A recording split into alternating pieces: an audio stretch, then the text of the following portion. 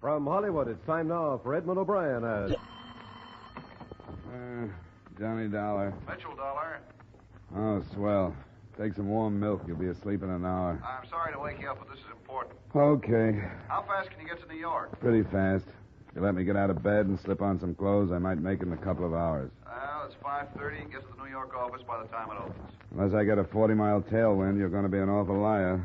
What's this all about? The double indemnity. A man named Farmer burned to death. He has a wife. She gets $100,000 unless... She likes fires. Okay. I'll get out of bed.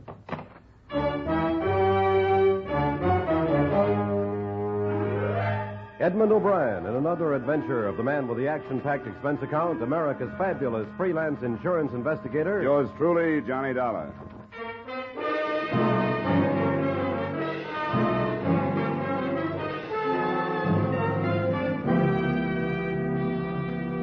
Expense account submitted by Special Investigator Johnny Dollar to Home Office, Great Eastern Life Insurance Company, Hartford, Connecticut. The following is an accounting of expenditures during my investigation of the George Farmer matter. Expense account item 1, $5.80 for gas and a cup of coffee between Hartford and your New York office.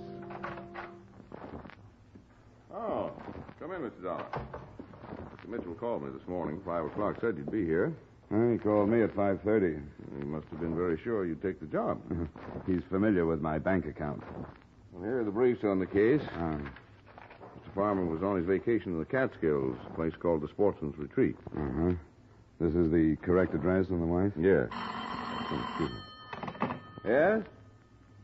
Who? Oh, put him on. Yes, hello, Dr. Evans. Yes. Farmer? George Farmer? Yes, that's right. Our investigator's here now. All right, I'll have him come right over. Certainly. This is Dr. William Evans, one of our insurance doctors. He says he has some information on the Farmer case. Oh? He was the one that okayed Farmer for the policy. He's in the Equitable building. You better go on over. He says it's rather important.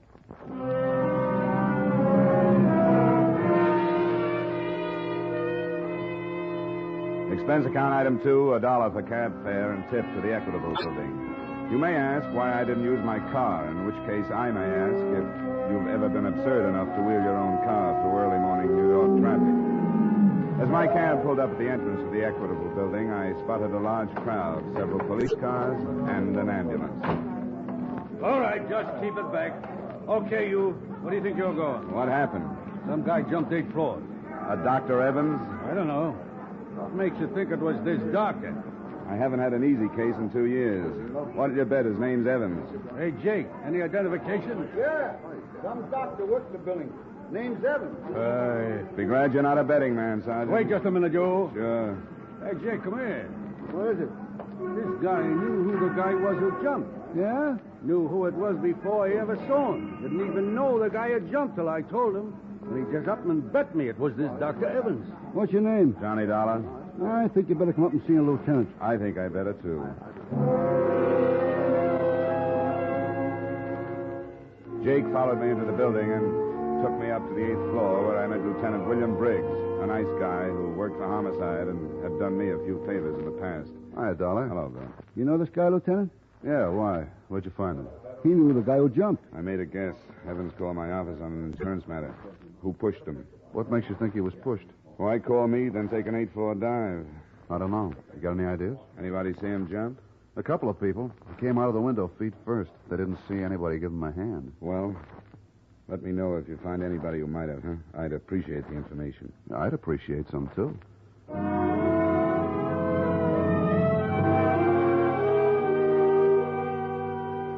Expense account item 3, $1.50 for another cab to the home of Mrs. George Farmer.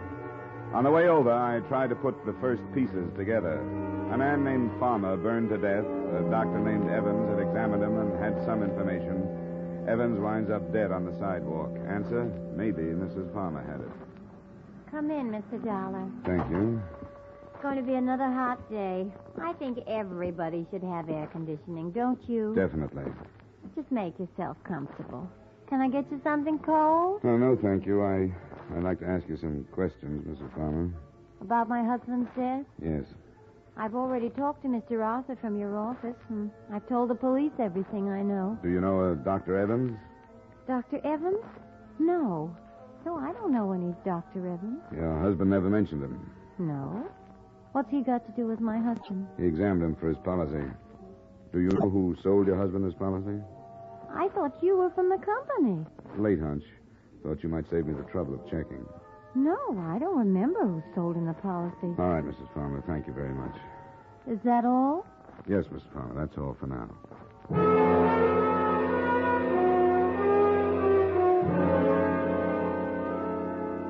Expense account item 4, $1.15 for another cab back to the offices of Great Eastern Insurance, where I looked up the name of the agent who sold Farmer his policy. He was Martin Ames, and he lived on the east side. Item 5, 10 cents by subway to the east side. Not conscience-stricken, just tired of cabs. Yes, what is it? I'm looking for Martin Ames. Hey, take it easy. What's wrong? I'm Mrs. Ames. I was just on my way to the hospital. Martin's been in an automobile accident.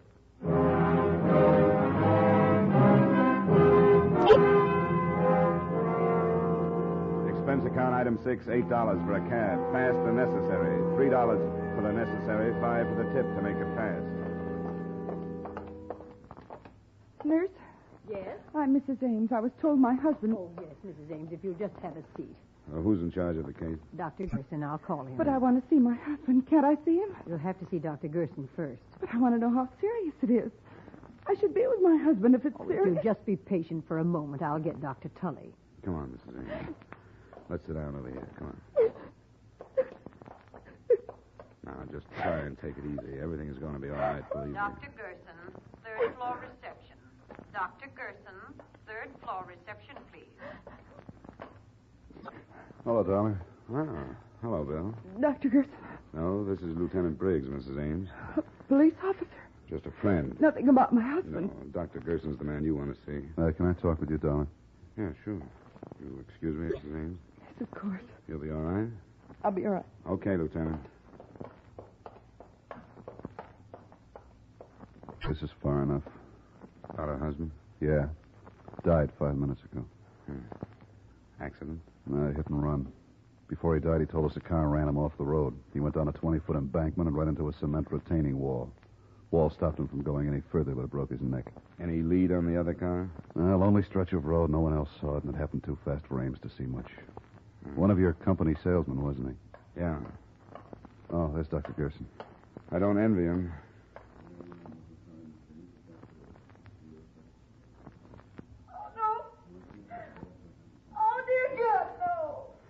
Come on, Briggs. This is turning into a rotten mess.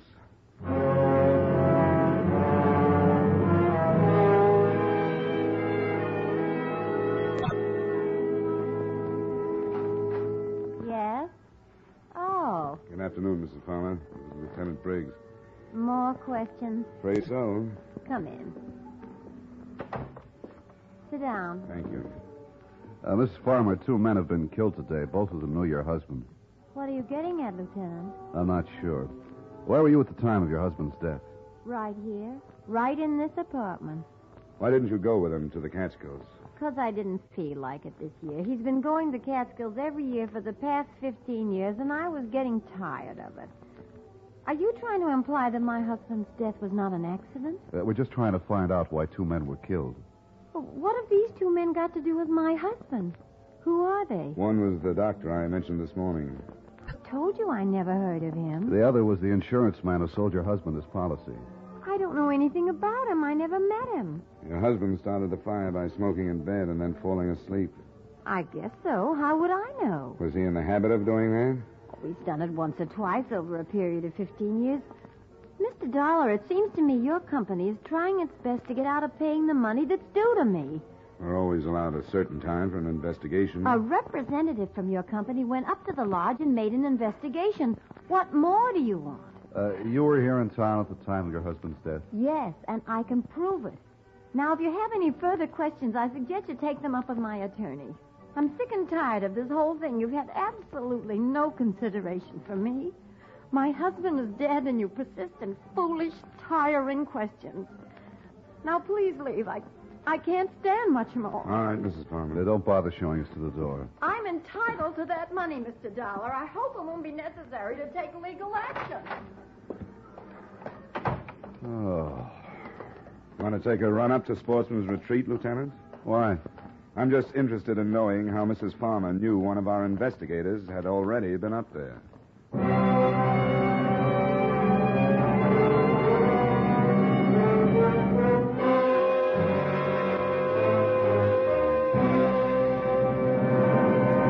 We will return you to the second act of yours truly, Johnny Dollar, in just a moment. A brilliant orchestra leader and a rising young singing star will be found at CBS, the Star's Address, starting tomorrow. Guy Lombardo and his famous orchestra are taking the place of Jack Benny, and Mario Lanza, the sensational tenor of records and films, will be heard on most of these same stations in place of Edgar Bergen and Charlie McCarthy. Be listening for their programs every Sunday, won't you? Now, with our star Edmund O'Brien, we return you to the second act of yours truly, Johnny Dollar.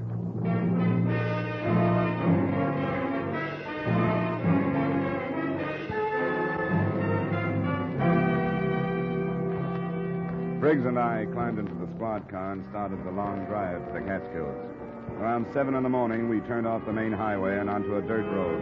A sign reading Sportsman's Retreat 2 miles pointed the way, and 20 minutes later, we were pulling up in front of the main lodge. I got a stiff neck. Man coming out of the lodge. Good morning. Well, I suppose you could... Oh, police car. Huh? Yeah, I'm Lieutenant Briggs. This is Mr. Dollar. Oh, Mr. Dwell. Howdy. You up here about Mr. Farmer's death? Yeah, unofficially. You run the place? Well, yes, I'm the foreman. My name's Pop Sloan. Everybody just calls me Pop. We thought we'd stay a while, Pop. Can you put us up? Why, why, sure. How long you feel on being around? Not long. Well, come on in. Come in. Breakfast was an hour ago. If you're hungry, I can have the cook rustle up some more any bacon and eggs. Anything. Oh, sounds good. Any people staying here, Pop? Oh, about 14. 14. The same crowd comes up every year. It's sort of a club, you might call it. How many years did George Farmer come up? Oh, about the last, 15 years, I guess. Who owns the place?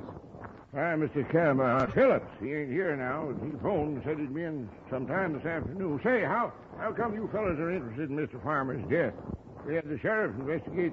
Some insurance fellow was up here for 3 days. You're a little late, ain't you? Well, there are a few things we haven't cleared up, Pop. Sure appreciate some help. Well, yeah, I'll give you all the help I can. I'll go get some breakfast for you, and then we can gabble.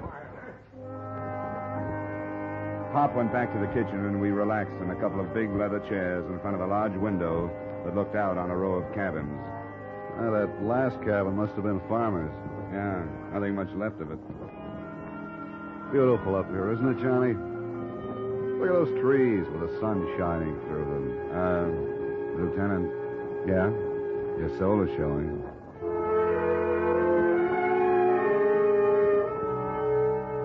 It was beautiful, all right. The cabin stood in a clearing, fronted by well-kept paths and backed by tall trees. Pop came in with enough bacon and eggs to feed a platoon of tapeworms, and we talked. Hey, where is everybody, Pop? Oh, out fishing. Get up about 4. It's about 4:30 around here. Many of the men bring their wives? Bring their wives? Well, some of them. The farmer used to bring his up every year. He was the most beautiful, fine-looking woman, Mrs. Farmer. Didn't come up this year, though. Too bad, too. Oh, really? Why? Why, might have saved him. Maybe she'd have been here. She might have caught him with a cigarette before he went to sleep. Who discovered the fire? Who did? Well, we all saw it, but it was too late.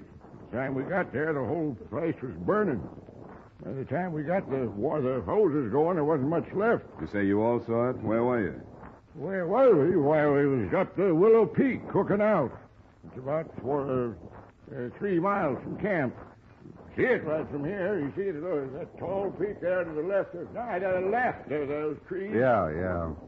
How come Farmer didn't go along? Oh, he never went on many hikes. He had trouble with his legs. Anyone stay here in the camp besides Farmer? No, everybody was up at Willow Peak. Who examined the body? Why, Doc, Combs from Evanston come up and looked at the body. Where is Evanston? Well, Evanston, there's about 50 miles east.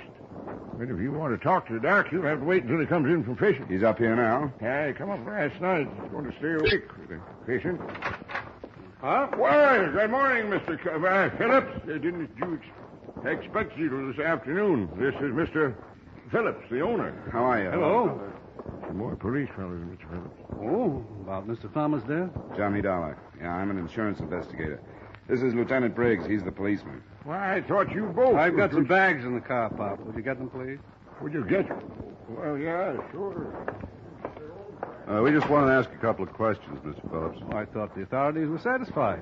Where were you when the accident occurred, Mr. Phillips? Well, I was on my way here from the city. I arrived about an hour later. You live in the city? I have a house there. I divide my time between there and the lot. Now, tell us something about Farmer, Mr. Phillips. What kind of a man was he? You fellas want any more breakfast? No, thanks, Pop. Go ahead, Mr. Phillips. Well, there really isn't much to tell. Farmer was a nice sort of guy, quiet. Do you have any trouble with him smoking in bed before? Several times. Nearly started a fire 2 years ago. Wouldn't that make you watch him a little more closely? His wife came up with him every year, but this one, she was usually near enough to prevent any trouble. Isn't your company satisfied, Mr. Dollar? Routine. How long did Farmer usually stay here? Oh, a week, 10 days. However long his vacation lasted. He was in the advertising business, wasn't he? I believe so. How much did it cost him to come up here every year? Oh, anywhere from $200 to $300. He was tight as the devil, known for it. This was the only luxury he allowed himself. He'd tell everyone he'd save all year just to come up here and relax for the week. Lieutenant, Mr. Dollar, here comes Doc Holmes.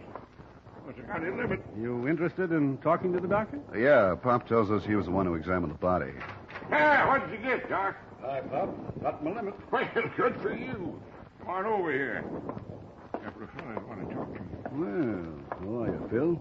Pop said you weren't due in till this afternoon. I'm fine, Doc. This is Lieutenant Briggs and Mr. Dollar. How are you, Doctor? Police? Him, the other's insurance investigator. I want to ask you a few questions. Clear up a few things about George Farmer getting burned here. All right. Thanks, Pop. Well, hey, How about having a cook clean up those fish, Pop? The fish? Well, all right, sure. I don't think I could tell you much more than I've already told the sheriff. Did you know George Farmer prior to his death? Yes. Over a period of 10 years. Did you identify the body? Well, not at first. It was pretty badly burned. Not at first. Well, how were you able to identify it later? Well, when they told me that George had a broken wrist, I found the broken section of bone and identified it. Broken wrist? Yes, Mr. Dollar. When George arrived, his lower arm was in a cast. He told us that he'd broken his wrist the week before. What day did he arrive? Tuesday of last week.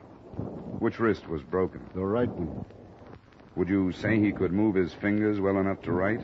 Depends on how recent the accident. What are you getting at, Dollar? Do either of you know where Farmer had his wrist treated? No. Dollar, would you mind letting me know? Briggs, can you call the precinct and have a man check and find out where Farmer had that wrist treated? Sure, but I don't see why. George Farmer had to sign that insurance policy, didn't he? Well, he could have done it with his left hand. Go find out when he broke that wrist. And I think I can show you that George Farmer was murdered. Murdered?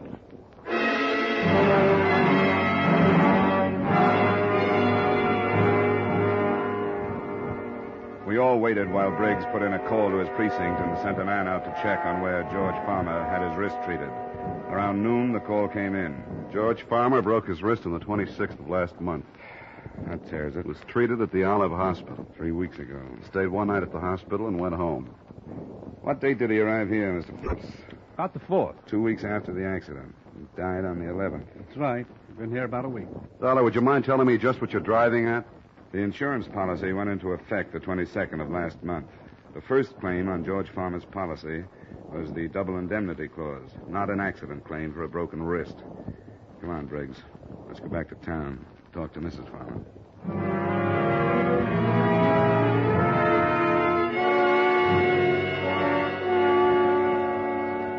All right, what is it this time? We'd better talk about it inside. I promise you, Mr. Dollar, if you continue... We're coming in. Why? Well, all right. We think your husband was murdered. Murdered? That's ridiculous. We feel that you were an accomplice, Mrs. Farmer. Are you serious? Very. We just had the lab make a check on the insurance policy. The signature and the fingerprints were from the right hand. Of course they were. So your husband didn't have a broken wrist at the time. No, we did that sometime later. Would you swear it's his signature on the policy? Of course it's his signature. I went to the doctor with him. I thought you said you didn't know Dr. Evans. I don't. He was the insurance doctor. Well, I'd never seen him before or since. How could you expect me to remember Your him? husband didn't turn in a claim for his broken wrist? That was his business, wasn't it? Don't you think it's rather strange to take out an accident policy and not turn in a claim on your first accident? I don't know. I didn't bother with my husband's affairs. Is this your husband's driver's license? Yes, where did you get that? Motor vehicle department. The signature on his license is not the same as the one on the insurance policy. What do you mean? He means that the signature on the policy is a very clever forgery. Who forged it, Mrs. Farmer? I don't know what you're talking about. Who went to that doctor's office representing your husband? No one. Why in the world would anyone do that? Why would someone represent my husband? For a $100,000 insurance claim. That's awful. Get out of here. That's not true. I'll sue you for saying that. Your husband wouldn't take out a large policy on himself, so with someone's help, you took one out for him and planned his death. Who was in on it with you? Who killed your husband up at the lodge? Get out! Get out! It had to be someone at the lodge who knew what cabin he was in. No! The insurance salesman and the doctor were both killed because they could identify the man who took out the policy as not being your husband. No! Your husband was going to take this trip, so you planned his death and stayed home for an alibi. A man killed the doctor and the insurance agent. Someone strong enough to run a car off the road and lift an unconscious man out of a window feet first. Who killed him, Mrs. Farmer? I did. Phil! Good evening, Mr. Phillips. Why did you come out? Why didn't you stay in the other room? They'd have worn you down sooner or later. The car's in the back. Hurry up. You did some fast driving. Left the lodge right after you did. Go on, Lona. All right. Stay right where you are, Mrs. I Farmer. don't think you're in any position to be giving orders, Lieutenant. Sure he is. We expected you. Told you where we were going, gave you enough time to get here. And what are you going to do about it? Take you. Phil! Forgetting my gun. You're forgetting ours. Think you can shoot both of us before we get them out? I can try. Then try. Phil, no! Get out of the way! Dolly? Okay. Just a little scared. Girl's hit. Phillips is pretty dead. Mrs. Farmer, Yeah. I'll get an ambulance. you want to tell me about it? Oh, all right. Don't make any difference now. Phillips killed your husband and the other two men? Yeah. We fell in love 3 summers ago. But he planned it. The whole thing was his idea. Sure, I know.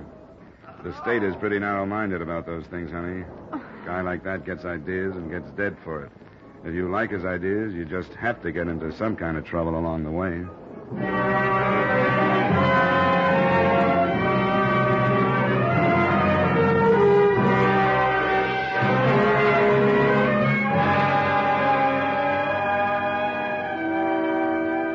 Expense account item 6, $11. Dinner for 2. The good Lieutenant Briggs deserved all the stroganoff he ate. Item 7, $5.10 for gas back to Hartford. Expense account total, $33.65. Remarks? Mrs. Farmer will probably get second degree for complicity. Great Eastern can cancel payment in accordance with the specifications set forth in said policy. Additional item, 12 hours good solid sleep for yours truly, Johnny Dollar.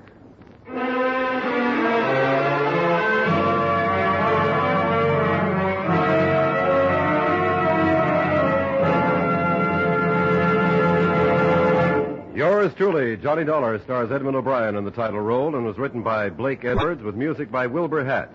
Edmund O'Brien can soon be seen in the Paramount Pictures production, Warpath. Featured in tonight's cast were Hy Averback, John McIntyre, Herb Butterfield, Harry Lang, Jeanette Nolan, and Virginia Gregg. Yours truly, Johnny Dollar, is produced and directed by Jaime Del Valle. This is Dick Cutting inviting you to join us next week at this time when Edmund O'Brien returns as... Yours truly, Johnny Dollar.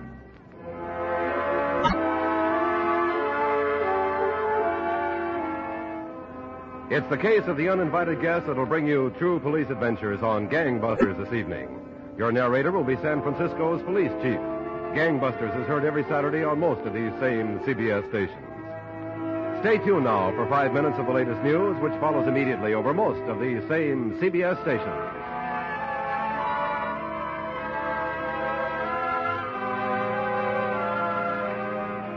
This is CBS, where you meet adventure with Charlie Wild. Sunday is the Columbia Broadcasting System.